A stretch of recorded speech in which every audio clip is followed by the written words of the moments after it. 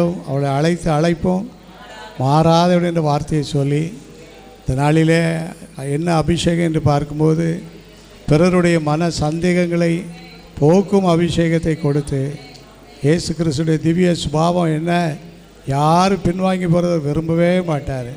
பிள்ளைகளே தூரமாய் போனாலும் கூட பிள்ளைகளே என்று அன்போடு அழைத்து அவர்களை மீண்டும் நிற்க வேண்டிய இடத்துல நிற்க வைத்தார். பேதுரு நிற்க வேண்டிய இடத்துல நின்று அவருடைய பணியை செய்தார். அதே போல் ஒருவேளை நம்முடைய வாழ்விலும் கூட பின்மாற்றம் இருந்தாலும் கூட மீண்டும் நம்மை ஆண்டவர் கூட அழைத்து நிற்க வேண்டிய இடத்தில் நிற்க வைத்து நம்மை ஆசீர்வதிப்பார், வழி நடத்துவார். அதனால் ஊழியங்களிலே கலந்து கொண்ட நாம நல்ல ஒரு மழையையும் அனுபவிக்க கர்த்தர் உதவி செய்தார். தொடர்ந்து எல்லா பகுதியிலும் நல்ல மழை பெய்யும்படியாக ஜெபிப்போம். எல்லா இடங்களிலும் ஆண்டோட நாம மகிமைப்படட்டும்.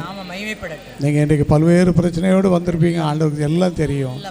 நம்ம சுமந்து கொண்டு வந்த பிரச்சனைக்காக எல்லாரும் சேர்ந்து ஜெபிப்போம்.